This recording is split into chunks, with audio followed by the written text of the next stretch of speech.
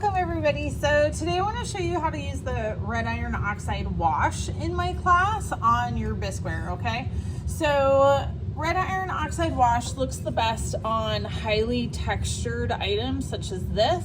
So like for me, I'm going to use glaze in this negative space. I'm going to use glaze up here, but I'm going to use the red iron oxide wash for all this really textural bit.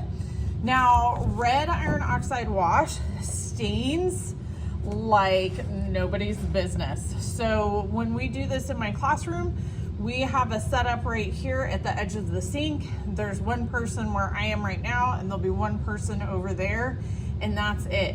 You can only use the sponges that already look like this, and you can only use the little paintbrushes that already look ridiculous, okay? Because it's really important that we don't get this on everything else. And you will want to wash your hands at the end just to make sure that it is nice and clean, okay? So I have them in these containers. They just need to get mixed up. So you really want to get that goopy stuff at the bottom because this stuff settles. So you really want it to be kind of this nice dark red color. And then when you go to apply it, I've already got newspaper down. When you go to apply it, make sure the hand that you're gonna hold your project with is clean. Now I'm gonna kind of lean forward and do this on the camera so you can see it a little bit better.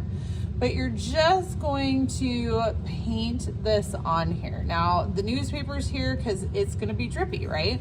If it gets on the bottom, don't worry about it. We're gonna wipe it off. But you're gonna get all those little areas. If you have little white areas where it's not showing, just paint over it again, okay? And every time you go to get more glaze or more of the red iron oxide wash, make sure you stir it again, okay? You really want this to be nice and kind of even and not too watery, okay? So like it looks more watery than the regular glaze, but you want it to be a solid coat, okay? Now, if you do end up accidentally getting a little bit here and there in your areas that you want to do your regular glaze, that's okay. You can just wipe it off later. So you would paint all of the area that you want to have this red iron oxide. Now, you could just leave it like this with the red iron oxide, and that would look really cool. It would look kind of metallic-y and kind of almost a matte finish.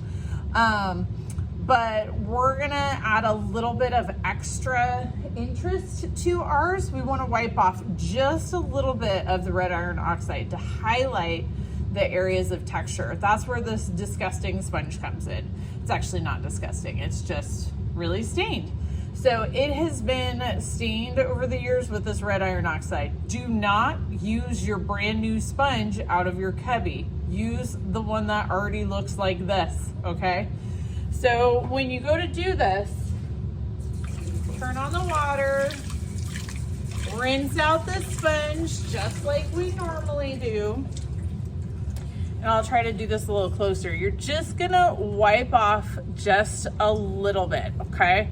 The main thing that students have a hard time with this is they try to wipe off too much and then it doesn't, you know, it doesn't look as nice. So when we're wiping it off, we're just barely trying to get a little bit of it off, okay?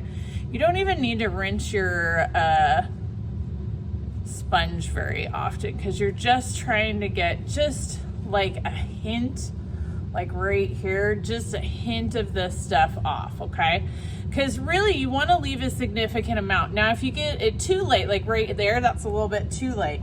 If that happens to you, just go and paint that area just a little bit more and wipe a little more lightly, okay?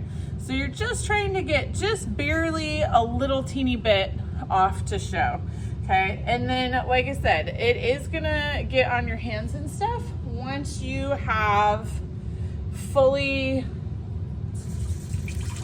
washed off your project. Then rinse out your sponge really, really good. It's still gonna look super red. You may have to wash your hands a couple times with soap and water to get it off. But when you're all done and it's been fired, it's gonna show your texture really, really, really, really well. All right, happy glazing.